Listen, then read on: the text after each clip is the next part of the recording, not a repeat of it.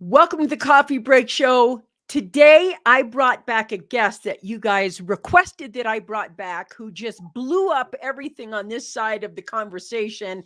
We have Kim Sorrelle, which we talked to, I don't know, just a while ago. Welcome back to the show, and we will be right back.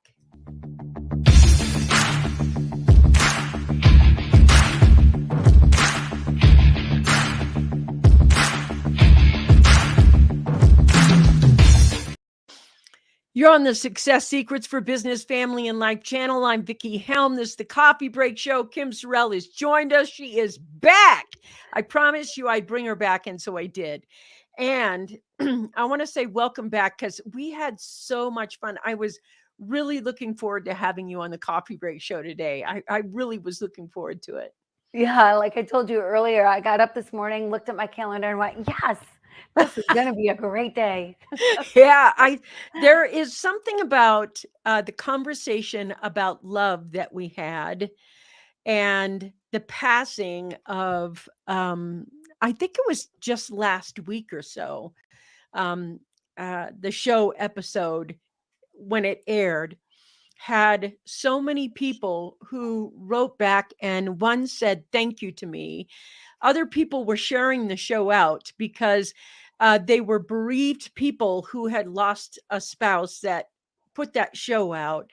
And it was so empowering and it was so moving. I wish we could have just had another hour of the show, but so instead we scheduled another hour to talk about that and to talk about, your book, Love Is, et cetera, et cetera. And I think I want to start the conversation again, talking about just for those people who haven't heard it, I want them to hear your story about you and your husband and how you got sick together and et cetera, just so they're caught up with us in this part of the conversation. And thanks for coming back and hanging out with me again. Well, thanks for having me back, Vickie. I I'm see your so glad dog to is be here. photobombing right now. Dog is Good. photobombing. Hopefully you don't hear him chewing his bone. I don't care. It's cool. I love dogs. Okay, well, good. Yes, that would be Arlo, my dog Arlo, Hey, my Arlo. puppy. Yeah, so I married the man of my dreams and thought I was going to live happily ever after. And there was some happily, just not so much at the ever after part, I guess. I was diagnosed with breast cancer a few years ago. And 4 months after I was diagnosed, my husband was diagnosed with pancreatic cancer and passed away 6 weeks after that. And it made me really look at my life and question some things. And one of the things that made me question was love, the true meaning of love, because it seems to be mysterious, right? So I decided I would dedicate a full year to figuring out the true meaning of love. And I'll tell you, by the way, I have a hard time committing to an entree when I go out to a restaurant. So to commit a full year to something was a real big deal for me, but I did it. It's so interesting because a lot of times I know when I got married, I really paid attention to the vows that I was taking. And I was absolutely, totally, completely in love with the person that I was marrying. And I still am today. And what I've noticed is that one of the waves of inside a marriage is that you start off over here being this person. And then, 10 years goes by and this person isn't the same person. It's a natural evolution of humanity that we change and we evolve and, maybe things hurt us or we have grief or we have successes and we're being shaped and molded all the time, shaped and molded, which I think in a marriage, if you're doing together, is great. But when suddenly illness happens to both of you, it's a different type of shaping and molding because I think there are added stresses, doctor's appointments, and things there's a lot of pressure. And right now, I think a lot of couples are feeling pressure in their marriage, in the world. There's no certainty like there used to be, and not as much sanity that they can depend on together. But when you were in crisis with your husband, when you were in this medical crisis, was there something you kind of vowed to each other? Was there some way that you talked to each other that was, you know, that helped you figure out what you were going to do together? That's such a good question, because conversations did change a little. They didn't change entirely. I mean, we spent a lot of time watching Cash Cab and playing gin rummy and, whatever, just kind of hanging out together, which we love to do anyway. So that was fun. But there would be times that I would just start crying, and he would just hold me and say, "Don't cry for me. Don't cry for me. You're the one staying here." And that was an interesting thing to hear, his perspective. Hmm. Yeah. It would be harder to stay than to go. Yeah. And believing in an afterlife, and he knew that that's the Where inevitable he was thing with going. pancreatic cancer, right? And so knew where he was going, and so that was interesting. But um, I think anytime you go through something, it puts things in perspective, right? And so the things that you think matter, the little things that you fight over, that you get mad about, my gosh, he didn't put his glass in the dishwasher. It's empty. It's right there. What is he doing? Those kind of things, that they go out the window, because who cares? Who cares if the glass is in the dishwasher? When it comes down to it, those things don't matter. And I love, by the way, Vickie, what you said about that we evolve. And we have to give each other the grace Mhm. to do that. Sometimes there's a little catch in that, Yeah. that we might want to have that grace. Might want to be given that grace, but you have a hard time giving it to other people. Yeah. And sometimes I've heard couples say, "Oh gosh, we just grew apart. We grew apart." Yeah. Well, I think for the most part, you grow together, Yeah. because you're both aging. You both are gaining wisdom and knowledge, and getting better at this life thing that we're trying to do. But you're still the same core human being. She's still the same core human being. He's still the same core human being that you fell in love with. Yeah. It's just better. We should be Yeah. getting better at it. Yeah. I love what you said. I want to say that the last time we talked, there was a conversation where you were sharing in such a way, and it was so vulnerable and so open. And I want to be as transparent as I possibly can. I am a busy woman, as everyone is, and I run people and run companies and etc. And sometimes I have silent demands that are on my partner that I don't put on anyone else. Not another soul are my silent demands.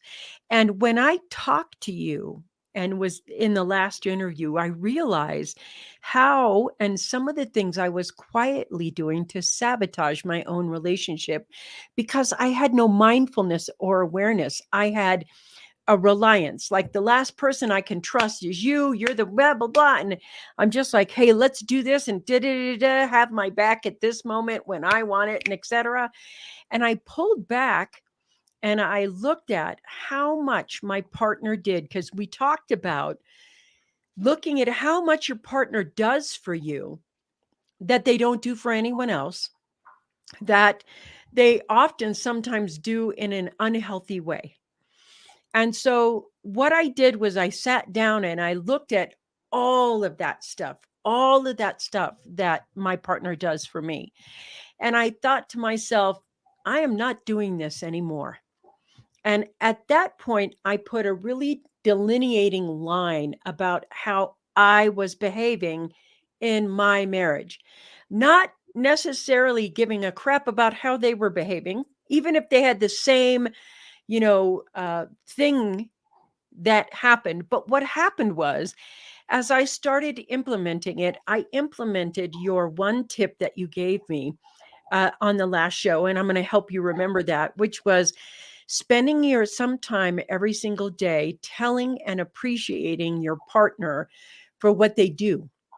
Even if it's, hey, thank you for cooking that meal. Thank you for this. I'm actually communicating with my partner the things I appreciate so that they don't feel taken advantage of, unseen, or like, how they could see it. And I did it. I made it a complete practice that I do every single day. And here's the funny thing that happened.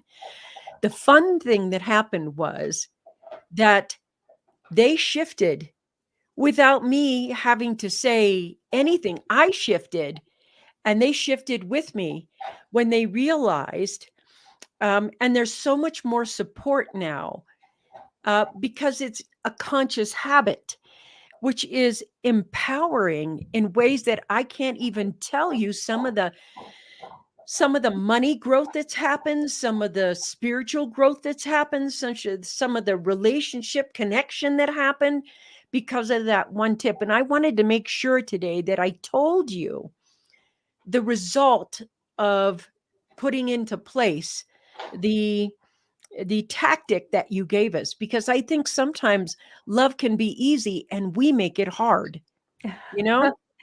I think that that's so true. I love that story. I love what you just said. And it's so easy to thank other people, right? Somebody opens the door for you. Oh, thank you. Yeah. We're in the grocery store, somebody moves out. Thank Yeah. you. We're thanking people all day long, but it is like we can take our partner for granted, and Yeah. we shouldn't. I mean, they're our number one. Yes. They should come first, and it's kind of goes back to the whole thing.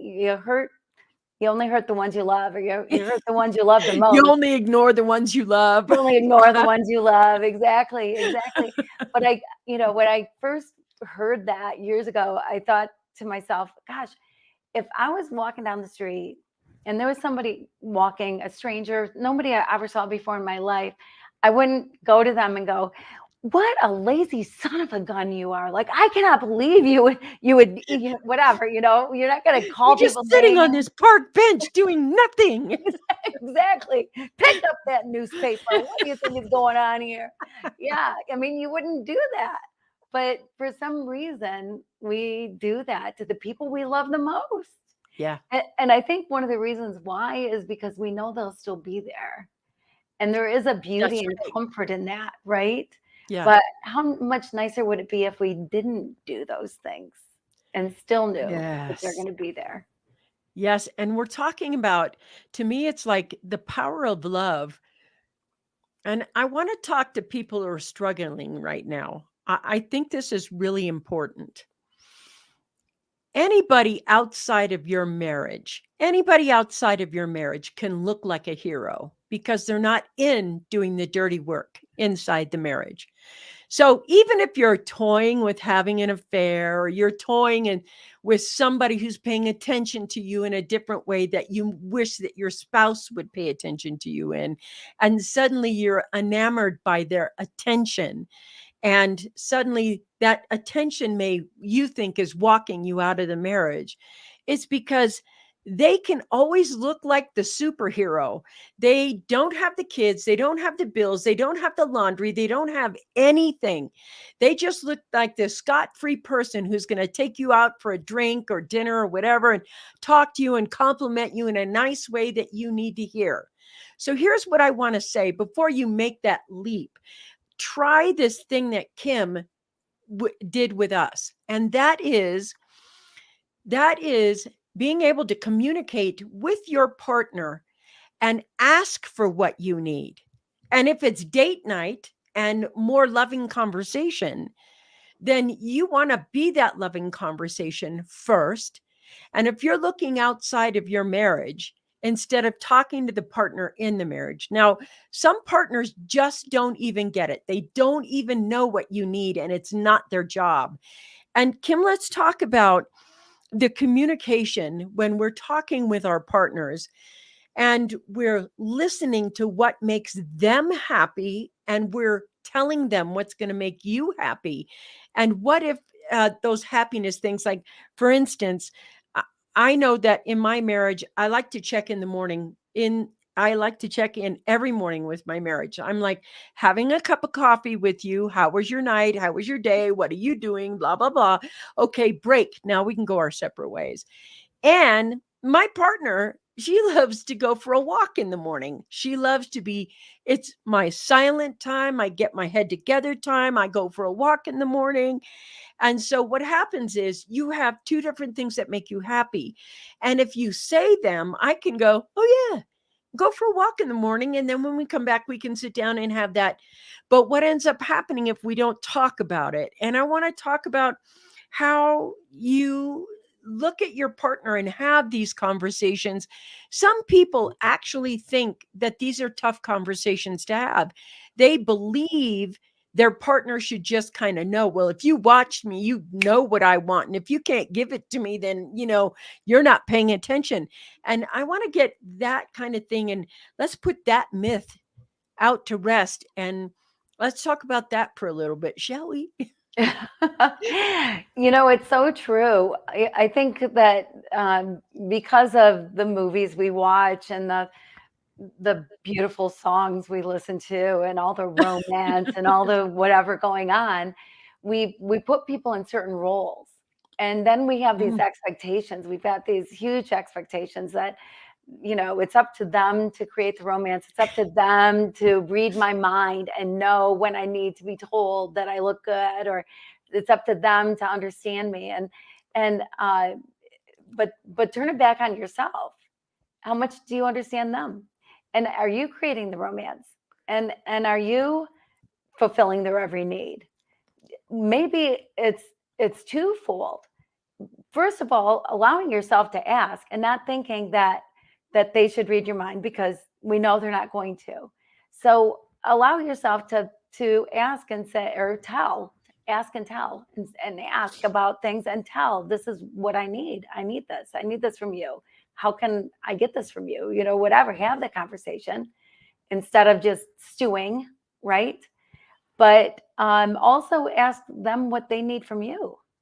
Turn it back around, because you're not the only one that needs something in the relationship. Your partner needs something too. yeah. So it would be an interesting conversation to sit down and go, okay, you know what? We're each going to list 5 things that we Ooh, I really like need, that we really, really need from each other. And you go first, your first one, my first one, your second one, my second one. Talk about them as much as you need to talk about them. that. But that would be a great date night. Yeah, that is. That's a great date night conversation to have. What's your 5 things? And I love that when there's more communication in the relationship in that way, what's your 5 things or what's my 5 things, etc., and getting the groove of that, you feel so seen and loved, because the truth is, all you want to do is make your partner happy. And I think they want to make you happy as well. And if they know how to do that, they're more likely to do that, just because that's the nature of the relationship. And so, one of the things that I want to talk about is doing these practices when things get hard. Like maybe a partner loses a job and just can't frickin' find a job, and it's been 6 months, 8 months, and somehow in your mind you start thinking, you know, what are we going to do? Or when there's stress, when there's an illness like you two had. And the thing is, you want to be in the habit of loving and creating love moment to moment.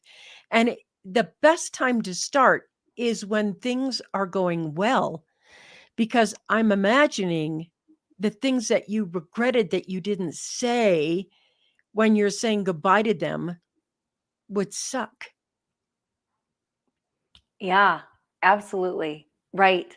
Yeah. Make it healthy when you're both smiling at each other. That's the time to say, okay, what do you need? And that's even the time to say, when we fight, because everybody does. I think, well, most people do. I don't think my dad fought really with his wife, but most just because he wanted to just get along and be happy. But a lot of us in a relationship, we've got our moments that we're not so proud of, and whatever, right?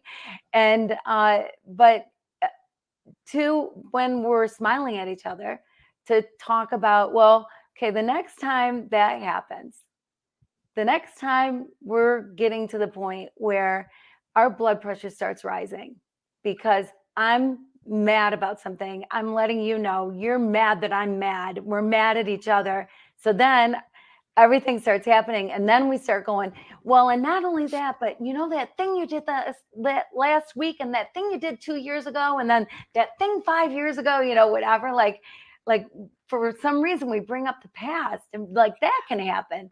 And it's, why do you let yourself go there? Why do we let ourselves go there? I mean, things are happening to us chemically in our Yeah. bodies, physiologically, Yeah. because of this anger, this what's going on as our voices get louder and we start saying things that maybe we're going to regret later, right? So we talk about that when you're smiling at each other, when you're not in that moment, about, okay, next time that happens, how do we avoid taking it from 0 to 60? You know, how do we keep it down under 10? How do we keep it down? I heard two psychologists in a TED talk. I thought this was genius. They have a word. They have a word, banana, I don't know, whatever word you want to use, but they had a word. And if either one of them says that word, they both have to shut up and walk away.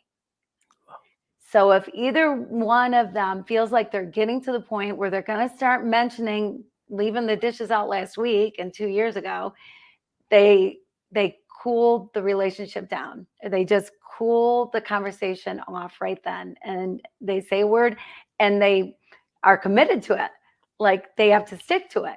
Either one of them says that word. And I thought, man, I wish I would have known that years ago, because Yeah. I think that's a really good one. Yeah. We have a couple of things because I am a loud and proud extrovert, and most people know. I mean, I've been on the coffee break show, and my spouse is a quiet introvert and just really quiet.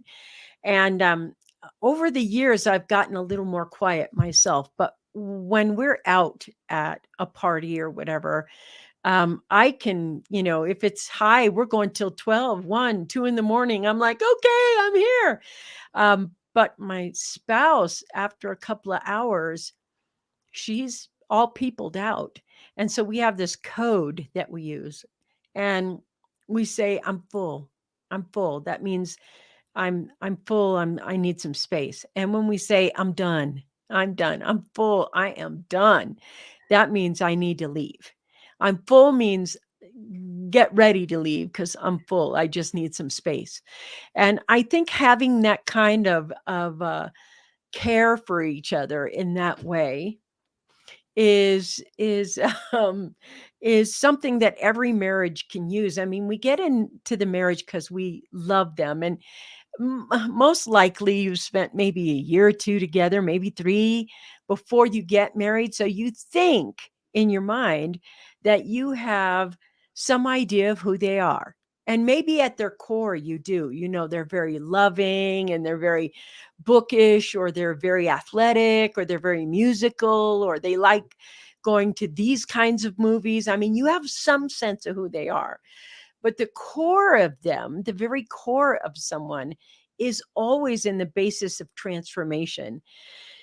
And sometimes the person, especially you, doesn't realize how you've changed in a way that may feel good or not feel good to someone. And having the words or having ways to fight that is healthy.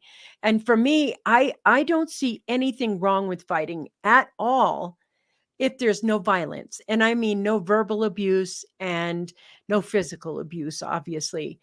But when there's a disagreement or somebody's defensive, I go for who's going to catch it first, who's going to catch the other person being defensive. And sometimes a lot of what I've learned is that if I say I'm sorry, oh, I'm sorry, I didn't mean to trigger you. I'm wondering if I could be understood differently. I didn't mean to trigger you. That wasn't my intention. And if you're not trying to throw a dagger at them verbally so that they feel your pain or feel ashamed, you usually can get to the point where your marriage becomes super healthy and it becomes this juggernaut that is capable of doing so much more than you ever imagined it could do for you. I mean, so much more than you ever thought possible about raising your level of intelligence, both scholastically, intellectually, relationship, everything. It is a huge piece of the quality of life. And I want to know, when you get to the point where you realize you're going to be saying goodbye to someone, and I imagine at first you were devastated, because I don't even know, I'd be unconsolable at one point, and I'd have to let myself be that, because I just, it's like, wait a minute, this isn't ending. I didn't say this was ending. There's no control in it about it ending or not. Or you can't like save the marriage, like when it's maybe going south a little bit and you save the marriage. This is a permanent transition. And for those people who maybe are going through that place, that permanent transition, what advice maybe would you give those people who are stepping into this unknown zone? Because I imagine if it's cancer or some other illness like Alzheimer's or something, you're going to get a bunch of medical help, but you don't get a lot of emotional help. Maybe you do, but I haven't seen it in great pieces. Like, this is how you say goodbye to someone. This is how you talk about this. And then if you knew ahead of time in your own illness, you had to get well first. And then, how do we start the process of rebuilding a life that is missing such a big part of your heart? Yeah, well, there's a few questions wrapped up into that That's one, true. I I think. have a tendency to ask 3 questions at once. I'm so sorry. No, that's okay. That's okay. I'll try to field them all. One of the things is, yeah, I mean, we had this gift in knowing that Steve was going to be leaving. It truly was a gift. There Hmm, are so many people that's who true. it just happens, right? There's a car Yes. accident, there's a heart attack, there's a something, and there's no time. You don't get even the 6 weeks that we got. You don't get that. So that for sure, that was a gift. And there were times that Steve would say, I should have been a better husband. And I looked at him as the best husband he could ever be. Like, he was so good to me, and he was such a great guy, and he was good to me, and he put up with my stuff. I mean, like, when Steve left, I lost my filter. I'm the Vickie of the relationship. I'm the one at the party going, woo, let's go, on the dance floor, come on, everybody, whatever, and want to stay till 2 in the morning and talk, and I'm the you, and he was your wife.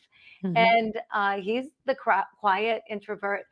But what he would do is, if I'm talking, and he's right there, and maybe I'm not, I should be quiet. He'd just go, Kim. He'd just look at me, say my name, and just shake his head a little bit. And I go, oh, I guess I got to reel it in.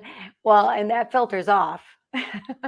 So, but so going back though, if you can live your life with as few possible, start it now before you get the diagnosis.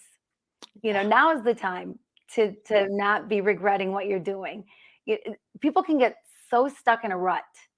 And like my daughter, she probably loved me for telling you this, but her ex-husband, they would bark at each other. They just would bark at each other. And it kind of didn't matter what they were saying, but they were so used to, like, it was a habit that's how they talked to each other. And it wasn't like, oh, how was your morning? It's, how was your morning? Like, they barked everything. It didn't matter. What's on TV tonight?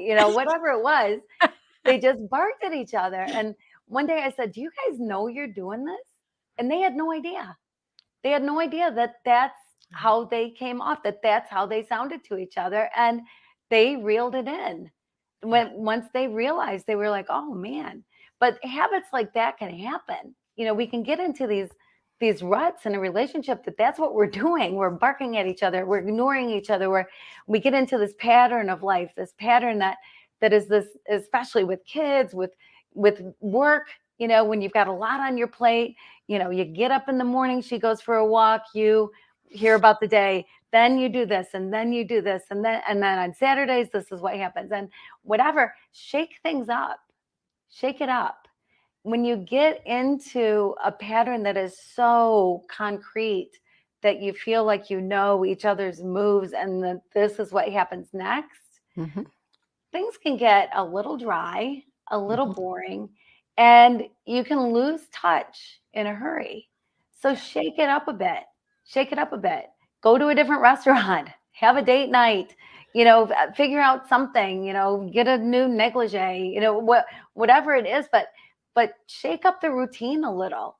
Leave room and to shake it up, to shake things up, to keep it alive, to Love keep it that. fresh, and keep it going and keep it going. I've seen couples that they're becoming empty nesters, and all of a sudden they don't know what to do with each other.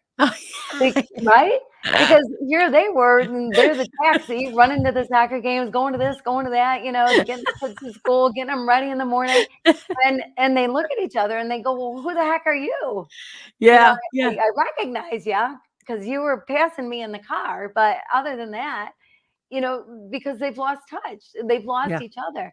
And the greatest thing you can do for your kids, the greatest thing you can do, honestly, for anybody in your life, for the people around you, siblings, whoever it is, your friends, the greatest gift you can give them is to be in a great relationship, to Yes, show them a great yes. relationship. That's the Oh god, that's greatest so gift. true.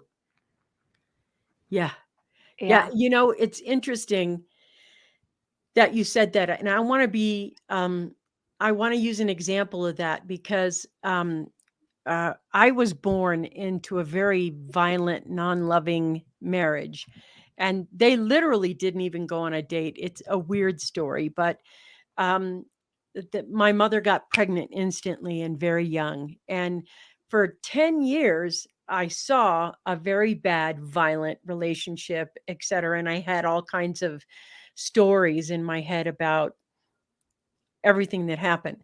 But then I saw my mother truly fall in love, and with a decent man, a very decent, loving man who loved her as much as.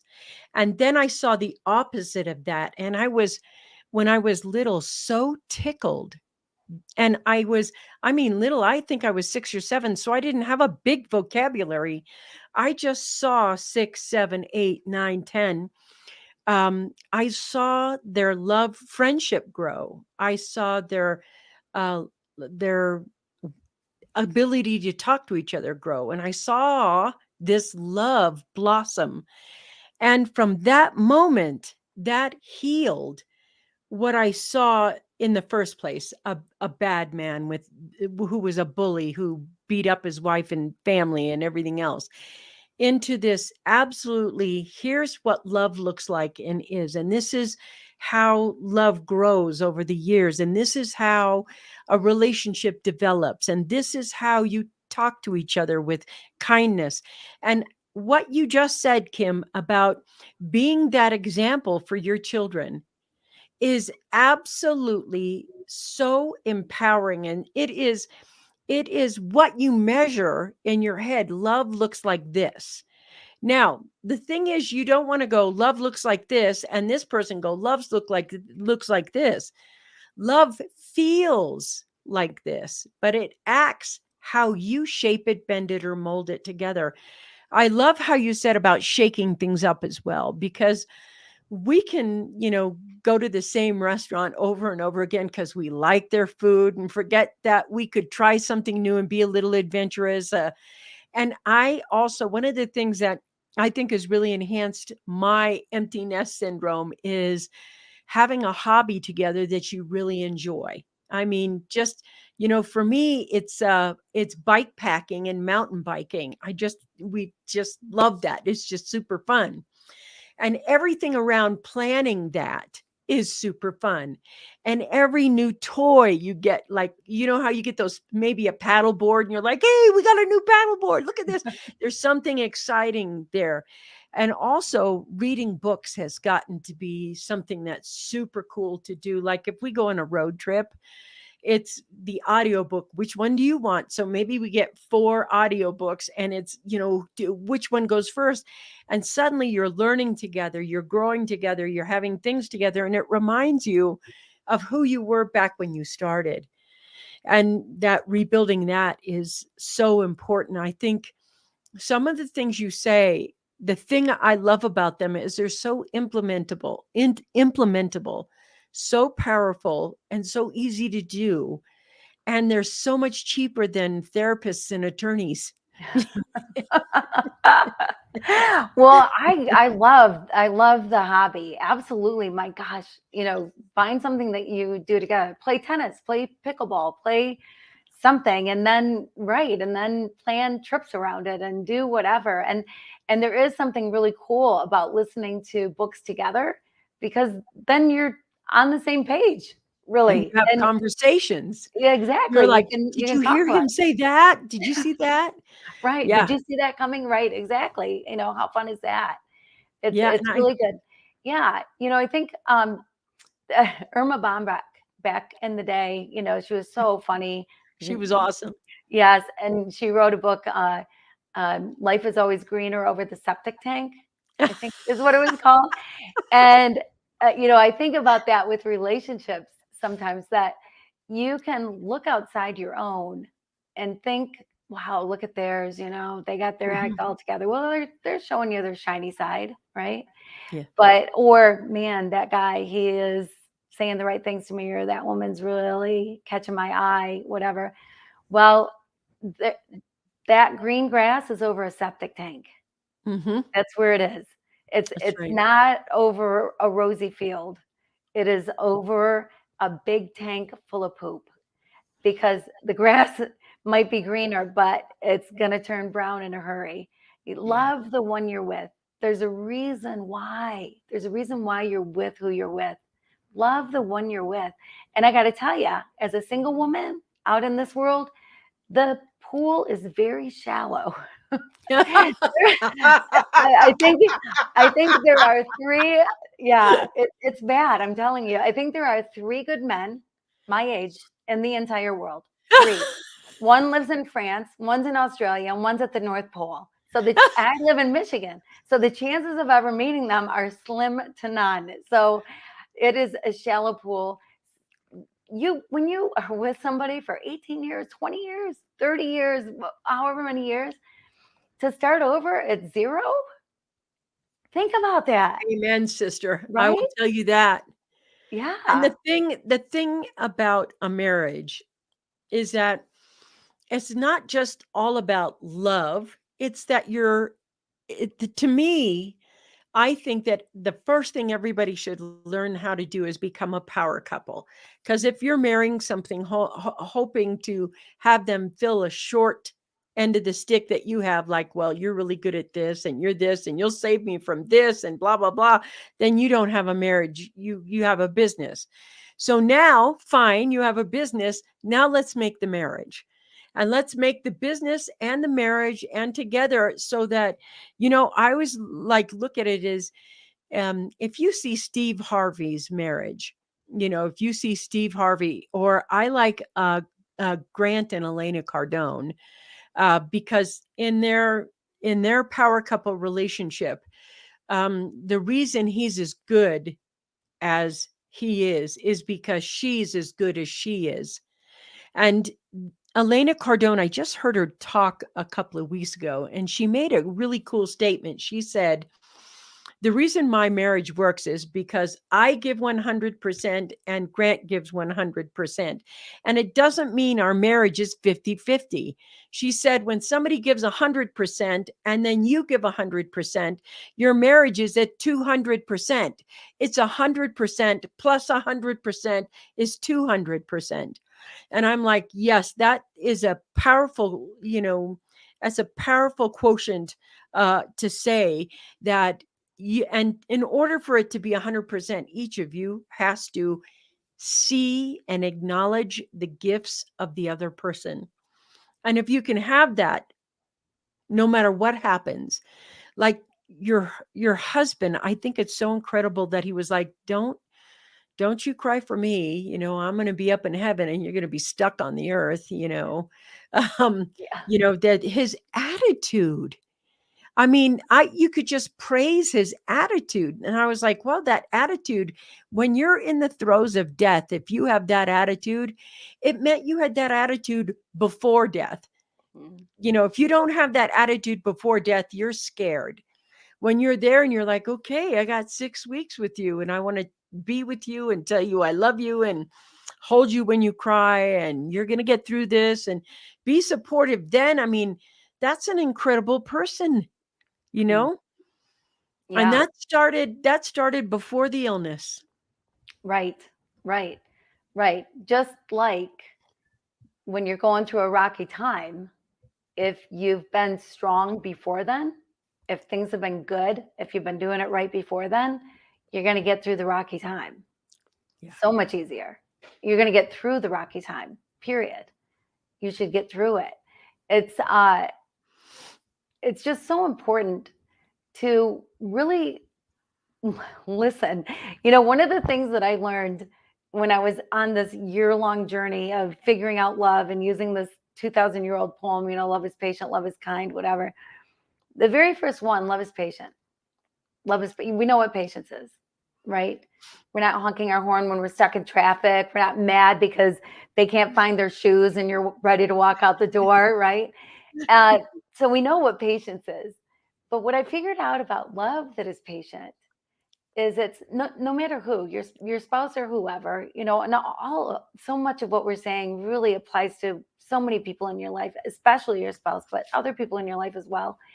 But when you are loving with love that is patient, you recognize that this moment is the most important moment of your life.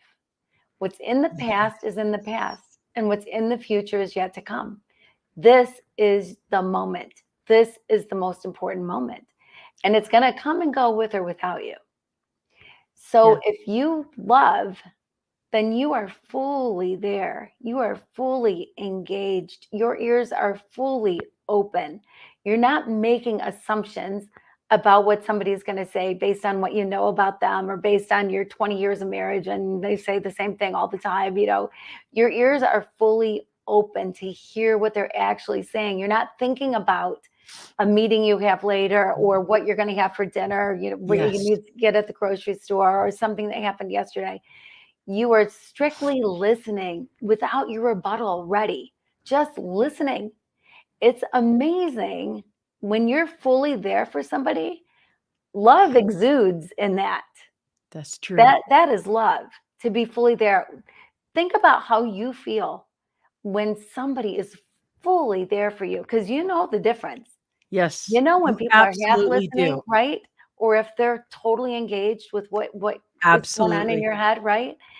So that is love. That is love. And it should be something you do always with everybody. Show that kind of love, but especially with your partner. Really listen. I guarantee I would give you $1 million because I'd never have to pay. I will give you $1 million. I can say that because I'd never have to pay it out. If this doesn't happen, when you do this and you're fully present, you will hear things you would not have heard, and you will True. hear things in a different way. Yes. And so a lot of times that also makes confrontations into conversations, keeping Yes. things at that level. And you know better their needs and wants. And sometimes you don't have to say anything back. Our relationships, it's not a competition. Who gets to use the most words, right? I mean, none of it should be a competition. We should be we should be each other's biggest fans. We Yeah. should be rooting for each other, right? Yeah. Because you want to be with someone who makes you a better person. So you want them to be a better person so that Mhm. they can make you a better person. That's right. So it's not a competition. So sometimes people just need to be heard. Sometimes your partner just needs you Yes. to hear what they have to say, Yep. and you don't have to say anything. There are times when when that's the most appropriate, most loving thing you can do is keep your mouth shut, right? Yeah, just listen, but be fully there. Be fully there. I know there's so many. I tell you, when I learned this, I had to practice it. I sucked at it. I Oh, me thought, too, me oh my too. gosh, I thought I was the greatest multitasker in the history of the world. I could be thinking about 85 things and telling 3 people what to do and be fully engaged at the same time, hear every word, know exactly what's going on. And I admit to you, I am not that person. I do not have that superpower. I needed to really practice and practice and practice this to really be there and be fully engaged. But when I did, my life changed. I gotta Every say single one that's of my so true. relationships changed. Yeah, everything changed. Yeah, Yeah, and it's not just your spouse, it's everything. That yeah, whole technique, everything. It's so true. yeah, Yeah, yeah. that was worth the hour right now. That one tip that you just gave right there was that's that's one of the most empowering things you can do. Kim, I know that for me, a lot of times, um, when things get heated, it I start feeling ucky inside. I don't like the feeling of it. And what I say is, I don't want to have a fight with you or an argument or anything else with you. I don't want to start this conversation like that. And I'm wondering what we could do differently. And if that means shut up and listen, because it usually does for me, then I shut up and listen. That's the thing. It's like there's a part of me, no matter what, I want to hear what my partner wants. Even when I think my partner should want to hear what I want this time because I'm so tired of being the one who has to blah, blah, blah, blah, blah. Um, the thing about it isn't who's first, because you said it's not competitive. Like I'm trying not to keep score about who has to be more adult all the time. What I want to do is get to the root, the equanimity of the relationship and go back into its power. Because believe it or not, there is every moment that you take a breath with someone that you are in love with. If you can't see the power of the relationship, it can't manifest. It can only manifest what you see in it. And the power is still there. The power isn't left. The power is still in that spot. But until you get the idea where you can look at that power and harness that power, it means you have to listen to the power that's inside your partner and vice versa. And one of the most empowering things you can do is to be present with anyone, but especially your spouse. I mean, in that, I want to switch gears a little bit and I want to go back to when your husband was passing and this whole thing. What were 3 of the toughest things you went through? And what did you do to solve those things? One of the hardest things was sometimes he kind of checked out, and I know it was I I didn't know what was going on exactly inside his mind, but I would look into his eyes and he wasn't there. Wow. And wherever he went. He never told me, where he never expressed anything about it to me, but I could just tell he wasn't there then. And I just needed to leave him be. And then he would come back. Could that be But partially medications, you think maybe? it could be medications. It could be, It could have been I really anything. think, oh yeah, but I really think too that death can be a process, Oh, that yeah. it's not just a moment. And that's how I felt like that was what was happening, was it was the beginning of the process of I death, see. and that it was a step by step thing. And so he'd come back and be okay, but it was tough for me, the especially the very first time, to see that and think, oh my gosh, I'm really going to lose him, because I lost him for half an hour, like he was just gone. So that was hard, but um, the thing that got me through that is knowing wherever he was that he went, whatever was going on in his mind and his heart and his soul, that's where he needed to be. And that was the best place for him. And so I needed to step back and go, don't worry about it. He'll come back and it's okay. Let him go. I had to say to myself to let him go. Yeah. Um, Another thing that was really hard was balancing people, because my husband, I don't know if your wife is like this. I'm curious to know, because I think we were married to the same person, sort of, and we are the same person. But he was a homebody. He was just happy staying home. Like, he didn't have to go out. I was the one that was always, come on, let's go. Whatever. He was happy just staying home and being together. He just wanted to be together. If we were watching TV, we were on the same couch cuddling. If we were walking down the street, we were hand in hand, or his arm was around me. Like, we were just connected, and that was his happy place. Yeah, Yeah, I have to say, that's why in the morning, the first thing I like to do is check in. Now, I live in a really spectacular place, and we did that by design. We built this life by design about what we wanted, how we wanted. And, I used to live in the Front Range of Colorado in the Boulder area. And, we had a lot of homes and everything there. And we bought this mountain home one year, 2006, something like that. And we had it for years. And it was we're going to come up to the mountains on the weekends, write books. And I wrote some books here.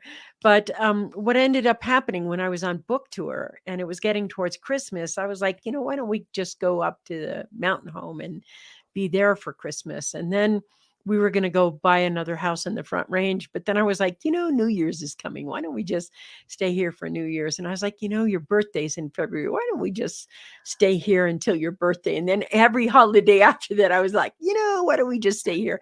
And so the life by design.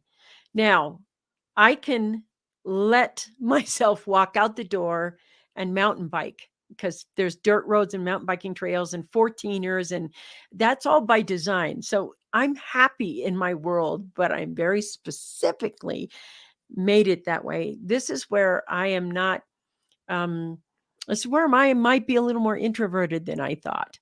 But I am the first person who's like, well, no, we both like adventures as well. We just have things in place. So yeah, that's kind of unusual. But so anyway, he likes to be the homebody, and you're like, yay, let's go party. I Right. do like the yay, let's go party. I'm always the first to say, hey, let's go socialize. That is me. Yeah. Yeah. Well, so then here we are. Everybody knows, everybody that knows him knows that it's the end of his life. We had no Oh idea how yeah. long. We were told a year or more, and it was 6 weeks. So it was much quicker than we thought, but everybody knows. So everybody wants to come and Oh see him, yeah. right? Yeah. And he wasn't necessarily up to that all the time, just Mm. because he was the guy that stayed home, that wanted to just be home and be just the two of us together. Yeah. And so it was, balancing people was difficult.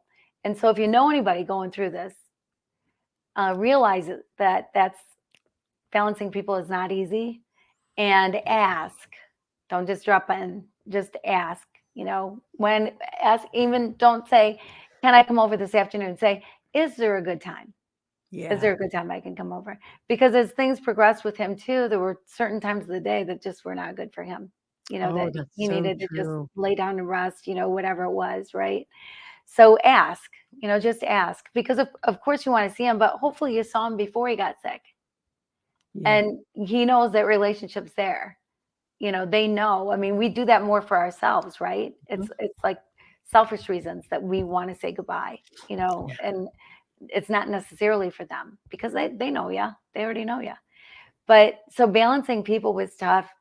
And so I had to learn to say no to people. I had to learn to say, that's just not good It's timing not for going to us. work I'm for us. sorry, Yeah. because everyone thinks you're just home. So everything should be good timing. And sometimes it's just not, right? And so I had to do that. And then, two, he didn't want me to leave. He didn't want me to go to the grocery store. He didn't want me to go for a walk. He didn't want me to leave his side. He didn't want me to leave. Wow. And yeah, he got, And so then I had to ask people to go to the grocery store. And fortunately, I had great people helping every way they could. And so I had people to draw on for that. And now you can get your groceries delivered. That Yeah. wasn't Yeah. possible back then, but he didn't want me to leave. And I didn't know that that was going to be something that would happen. And I don't know that it is something that happens with other people, but he would have been happy if it were just the two of us the entire time. He Yeah. he would have been fine with that. So there were times though I had to say, baby, they need to see you. They need to see you. You might not need to see them, but they need to see you. Yeah. So let's, open up this half hour to somebody, whatever, and then we'll be alone again. But um, so there's just a lot of juggling, I think, that happened, and you just have to learn to be a good juggler. Hmm. Yeah. And for those people that have, long term, you guys, we're going to go over a little bit today because, I don't know when I'm going to have her on the show next. And we're already booked out a year in advance for this show. I asked her to squeeze in and, do this with me. And so while she's here, we may go a little bit over today because I know this is such a big topic right now. There's a lot of death happening, a lot of heart attacks, and a lot of stuff happening that is immediate and things like that. And you're right about knowing that somebody's going to pass soon, what a gift that is. That's a gift that is something that's unexpected, etc. And when you get to the point where you have a long-term illness, although the time is a gift and you know that it's going to be there, there's also the self-care piece of it. And at that point, while he was going through that, you were sick as well. And the thing about that is not everything may have been convenient for you as well, because there's doctor's appointments and things that you have to do. And I'm like, how, when you're both sick like that, how is it that you have self-care? And it's kind of like there's no balance. There's just not going to be balance. And it's could be 1 year, 3 years, 6 weeks, whatever it is. What did you do to take care of yourself? I mean, outside of your therapies that you took from the hospital, how did you take care of you some while you were taking care of him at the same time? Well, taking care of him was taking care of me. Wow, say more about that. That's beautiful. As much as he wanted me to be there and not go to the grocery store, I didn't want to leave his side either. I wanted to be there. Ah, I wanted to be there in case something happened. I wanted to be there to spend every possible moment I could with him. I wanted to be cuddling with him on the couch watching Cash Cab. It seemed to be our favorite show during that time, but I wanted to be with him. I wanted that too. And knowing that every moment was one more moment that I got to spend with him, and then every moment that passed is one less moment that I got to spend with him. I ate those moments up. And yeah, so being with him helped me, yeah, and taking care of him was a blessing. When you love somebody, man, you want to do things for them, right? yeah, You don't want them to be in pain. You don't want them to anyway. You want them to be comfortable. His ankles swelled up at some point in time. I don't know, whatever, and they stayed swollen for the last few weeks of his life. And I would just sit and just try to massage out the liquid, because it was just liquid. His feet would just swell, his ankles, and I would just sit and massage and massage and massage. And before he got sick, before we knew, before he was diagnosed, there were times he'd say, "Gosh, my back kind of hurts. Could you give me a massage?" And I go, "Oh my gosh, I really don't want to give you a massage, whatever. Or are you going to give me one back, or whatever? I really don't feel like it." Well, I would for hours rub his feet, and I would give anything to be rubbing his feet again right now. yeah. I love that you said that because I just had a friend who lost her husband of 42 or 43 years a couple of years ago. And one of the things that she told me that really helped me look at my beloved and notice things differently was she said, even those things that drive you crazy, all of a sudden you want to hear them, or you want to, see them, or you don't care if they drive you nuts right now. You do anything to have them drive you nuts in this one moment again. And from that moment on, anytime I had those, oh, you're driving me nuts, I realized that that was my own thinking, how I perceived and am judging. But then I realized I would want them. I welcome, drive me nuts, please do that now. There's a point where you realize that who they were and what they brought you and who they are as a person is such a gift. In fact, everybody is the gift. Everyone is the gift. But especially your spouse is such a gift. When you have not when they're abusive or mean, because the last time we talked about having boundaries and getting out when you need to, but I'm talking about when you have a good marriage and there's two good people and they're just living their lives together. And you know do you have to leave your socks here all the time? Or it used to drive me crazy. Robin is really anally clean. Like, she cannot go to sleep at night if there are dishes in the sink. And I don't care if there's a cup in this, she cannot go to sleep unless the kitchen is clean, just clean. Well, if I have a cup of tea at night and it's 11 and I put the tea cup in the thing, or if I had a midnight snack, I'm okay at leaving the dish there until the morning. I'm just okay with that. But there is this thing where they have these habits and maybe they make you crazy. But now, because of that, and because of the last talk, I see them as super endearing. There's super endearing and stuff that you even wonder. Like, she was knitting last night. She's like, I hate this thread. I hate it. And I'm like, so why are you using it? Well, I have all these balls. And when I'm done knitting them, then, I'm not going to get it again. I was like, so you're creating something you hate just so you can complete that. It's like I bought the book. It's a terrible book, but I'm going to read it anyway because I bought it. And I was like, oh, okay, that doesn't make any sense to me. But for them, it's endearing now. It's not like something that drives me crazy about them. So after you got to the point where your husband passed away, what did you do to take care of yourself during the grieving time? Well, I still had surgeries. I still had stuff I had to go through.